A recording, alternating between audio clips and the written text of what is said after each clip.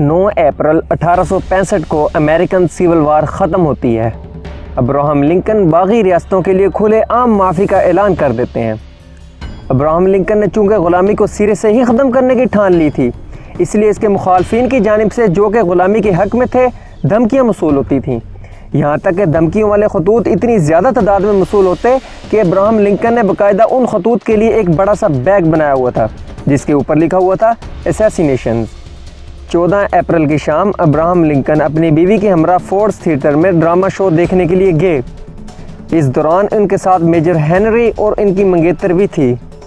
Theatre में उनके लिए एक अलग बॉक्स बनाया गया था। उस शाम वहाँ जो ड्रामा पेश किया जा रहा था उसका नाम था आवर अमेरिकन कज़न। जिस बॉक्स में अब्राहम लिंकन बैठे थे उसका दरवाज़ा लॉक नहीं था और वहाँ एक अमेरिकन पुलिस एहलकार तैनात था। जब ड्रामा शुरू हुआ तो वो पुलिस एहलकार भी ड्यूटी छोड़कर ड्रामा देखने में मगन हो गया।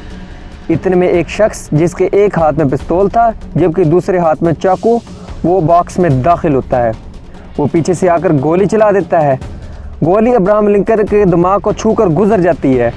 मेजर हेनरी जब ये देखकर कातिल को पकड़ने की कोशिश करता है तो वो चाकू से वार करके फ़रार हो जाता है। ये कातिल मशहूर ड्रामा अदाकार जॉन वेलिक्स बोथ था जो बाद में मारा गया। इस वाक़े के बाद लिंकन कोमा में चले जाते हैं और अगले दिन 15 अप्रैल 1865 में अब्राहम लिंकन की मौत हो जाती है। ग़ुलामी से ताज़ा निजात पाने वाले सियाह फ़हमों का एक ही सहारा, एक ही उम्मीद थी, मगर वक्त की सितम ज़रीफ़ी तो देखिए, वो उम्मीद भी जल्द ही नाउम्मीदी में बदल गई। अब्राहम लिंकन की मौत के बाद क्या हुआ? ऐसा कौन सा कानून बना जिससे सियाह फ़हमों की ज़िंदगी ग़ुलामी की ज़िंदगी से भी बदतर हो गई?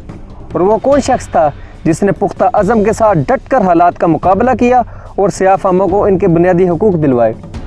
मैं हूँ मोहम्मद उस्मान मकसूद और आप देख रहे हैं द वॉइस ऑफ वर्ल्ड। आज हम आपको हिस्ट्री ऑफ अमेरिकन स्लेवरी के दूसरे और आखिरी हिस्से में यही सब कुछ बताएंगे। वीडियो के एंड तक ज़रूर देखिएगा। जिस दिन अब्राहम लिंकन पर हमला होता है उसी दिन वज़ीर ख़ारजा विलियम सीवर्ट पर भी नाकाम कातिलाना हमला होता है। इसके बाद शहर में ये अफवाहें गर्दिश करने लग गई कि बागी गिरोह दारुल हुकूमत पर कब्ज़ा करने वाले हैं। चुनाचे वाशिंगटन का कंट्रोल फ़ौज ने संभाल लिया और फ़ौजी घोड़े गश्त करने लगे। बहरहाल जो भी हो, अब्राहम लिंकन इस दुनिया में नहीं थे, मगर एक ऐसा कानून तो था जिसने सियाह फ़हम अमेरिकन की ज़िंदगी ग़ुलामी से भी बदतर कर दी। इस कानून का नाम था जिम क्रोज़ लॉ। जी हाँ, जिम क्रोज़ एक आम सा स्टेज अदाकार था जिसके नाम से इस कानून को मंसूब किया गया। जिम क्रोज़ लॉ की जड़ें 1865 में अब्राहम लिंकन की मौत के बाद ही शुरू हुई और दिन ब दिन मजबूत होती चली गई। जिम क्रोज़ लॉ रियासती और मकामी कवानीन का एक मजमुआ था जो कि 1865 से 1965 तक सियाह फ़हम अमेरिकन पर मुसल्लत रहा। इस कानून में इंतहा की नस्ली तफरीक पाई जाती थी। सियाह फ़हमों की ग़ुलामी तो ख़त्म हो गई थी मगर उन्हें हकूक़ बिल्कुल ही मैसर नहीं थे। इस कानून का मकसद सियाह फ़हम अमेरिकन को वोट डालने, मुलाजमत पर रखने, तालीम हासिल करने या किसी दूसरे हकूक़ से इनकार करके पसमानदा करना था। सियाह फ़हम शहरियों के ख़िलाफ़ कानूनी निज़ाम का अंबार लगा हुआ था। पुलिस और जजों की हैसियत से साबका कॉन्फेडरेट यानी CSA के फ़ौजी काम कर रहे थे, जिससे सियाह फ़हमों के लिए इंसाफ का हुसूल मुश्किल ही नहीं बल्कि नामुमकिन हो गया था। जिन लोगों ने जिम क्रोज़ लॉ की खिलाफ वर्जी करने की कोशिश की उन्हें अक्सर गिरफ्तारी, जुर्माने, जेल की सज़ाओं, तशद्दुद और कभी कभी तो मौत का सामना भी करना पड़ जाता। हुक्मरानों के तशद्दुद से सताए लोगों ने जब कानून के दरवाजे पर दस्तक दी तो मालूम हुआ कि यह सारा निज़ाम ही कठपुतली है, क्योंकि अमेरिकन सुप्रीम कोर्ट ने सेपरेट बट इक्वल की एक अनोखी थ्योरी पेश कर दी। सुप्रीम कोर्ट के फैसले के बाद 1870 की दहाई में ये निज़ाम सिरे से ही बेलगाम हो गया। जिम क्रोज़ के कवानीन जल्द ही पहले से कहीं ज़्यादा ताकत के साथ पूरे मुल्क में फैल गए। सियाह फ़हमों को अवामी पार्कों में दाखिल होने से मना कर दिया गया और थिएटर और रेस्टोरेंट अलग कर दिए गए। बस और रेलवे स्टेशनों में अलग अलग वेटिंग रूम्स के साथ साथ स्विमिंग पूल्स, इमारत के दाखिली रास्ते, लिफ्टें, कब्रस्तानें, यहाँ तक कि टिकट के हुसूल के लिए कैशियर्स खिड़कियाँ भी अलग कर दी गईं। कुछ रियासतों में सफ़ेद और सियाह फ़हमों के लिए अलग अलग स्कूल्स और अलग अलग निसाब बन गया। सियाह फ़हम शहरी सफ़ेद फ़हमों की बस में सफ़र भी नहीं कर सकते थे। पहली और दूसरी जंग अज़ीम के बाद इन कवानीन में ज़रा बर ये नरमी हुई कि सियाह फ़हमों को सफ़ेद फ़हमों की बस में सफ़र की इजाज़त मिल गई, मगर मशरूत इजाज़त। क्योंकि साथ ये कानून भी लागू किया गया कि सियाह फाम बस के पिछले दरवाजे से दाखिल होंगे और पिछले हिस्से में ही बैठेंगे। अगर कोई सफ़ेद फाम खड़ा हो तो सियाह फाम एहतरामन खुद खड़े होकर उसे अपनी नशिस्त देंगे। ये सब करीबन 90 साल तक चलता रहा और शायद आज तक चलता आ रहा होता अगर एक वाक़या पेश ना आया होता।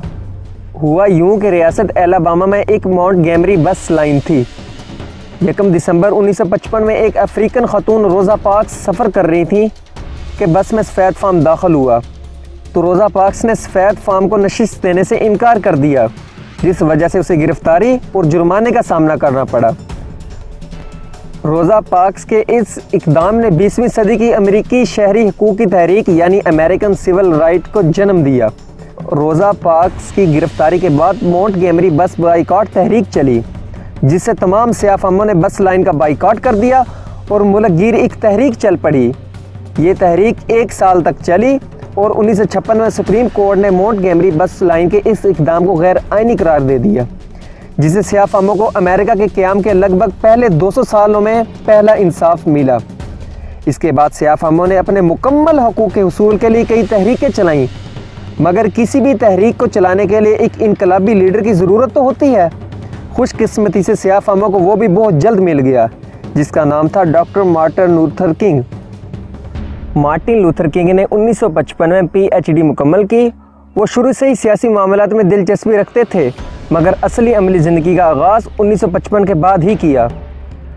अब वक्त था जिम क्रूज़ लॉ के ख़त्म होने का और सियाह फामों को बुनियादी हकूक़ हासिल करने का।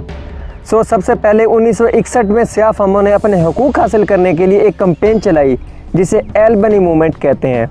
इस कैंपेन में सियाह फाम शहरी पुरअमन एहतजाज कर रहे थे कि पुलिस वालों ने उन पर धावा बोल दिया और हुजूम पर कुत्ते छोड़ दिए, जिससे कई शहरी ज़ख्मी और कई हलाक हो गए और मार्टिन लूथर किंग को गिरफ्तार कर लिया गया। मगर उस वक्त के सदर जॉन F कैनेडी के इसरार पर मार्टिन लूथर किंग को रिहा कर दिया गया। जॉन F कैनेडी के बारे में कहा जाता है कि वो सियाह फामों के हुकूक उनको देना चाहते थे और इस मामले में मार्टिन लूथर किंग को सपोर्ट भी करते थे। मगर बहुत जल्द ही 22 नवंबर 1963 को अमेरिकन सदर जॉन F कैनेडी को भी कत्ल कर दिया गया। इनके कत्ल के बाद मार्टिन लूथर किंग की मूवमेंट्स पर असर तो पड़ा, मगर उन्होंने कोशिश जारी रखी। एल्बनी मूवमेंट के बाद बर्मिंघम कैंपेन चलाई जाती है, जिसमें सियाह फाम रेस्टोरेंट की कुर्सी पर बैठ जाते हैं। मालकान के मना करने के बावजूद वो यही इसरार करते हैं कि हमें हमारे बराबरी के हुकूक दिए जाएं। बर्मिंघम कैंपेन के बाद भी हुकूमत ने सियाह फामों के मुतालबात मानने से इनकार कर दिया, मगर 1963 में मार्टिन लूथर किंग एक बहुत बड़ा मार्च करते हैं। उसे वाशिंगटन मार्च का नाम दिया जाता है। इस मार्च में तकरीबन 2 से 2.5 लाख के लोग हिस्सा लेते हैं। Martin Luther king Abraham Lincoln memorial के नीचे खड़े होकर एक मशहूर स्पीच देते हैं। ये speech I have a dream के नाम से मशहूर है। इस स्पीच में वो नस्ली इम्तियाज़ और तफरीक ख़त्म करने पर जोर देते हैं और मुस्तकबिल के बारे में अपनी ख्वाहिशात का इजहार करते हैं। इस मार्च के बाद हुकूमत अपने घुटने टेक देती है और अगले ही साल 1964 में अमेरिकन सदर Lyndon Johnson American civil right act पर दस्तखत कर देते हैं, जिससे सियाह फामों को बुनियादी हकूक़ हासिल हो जाते हैं।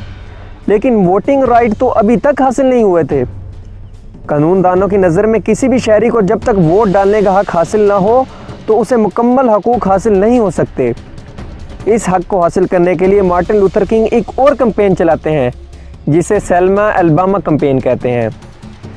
7 मार्च 1965 को इस कैंपेन के दौरान एक बार फिर पुलिस ने धावा बोल दिया और 17 के करीब शहरी मारे गए।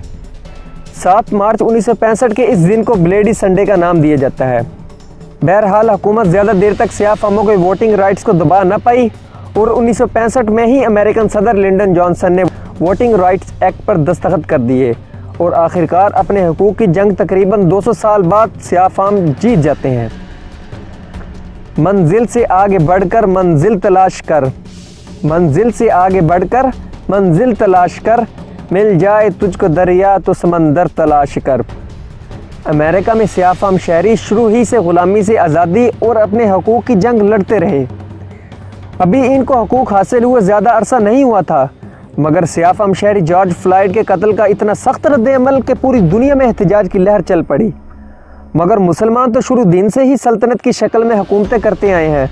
उस्मानी सल्तनत ने तकरीबन 800 साल, बर-ए-सग़ीर में मुसलमानों ने तकरीबन 650 साल और ऐसे ही बहुत सी मुसलमान सल्तनतों ने हुकूमतें की, मगर आज रोज़ाना हज़ारों की तादाद में मुसलमान जुल्म का निशाना बनकर शहीद हो जाते हैं, मगर आवाज़ उठाने वाला कोई नहीं। क्या कल तक के ग़ुलाम कल के बड़ी सल्तनतों के हुक्मरानों से ज़्यादा ताकतवर हो गए हैं? कमेंट में ज़रूर बताइएगा और हमारे channel the voice of world को ज़रूर सब्सक्राइब कीजिएगा। शुक्रिया।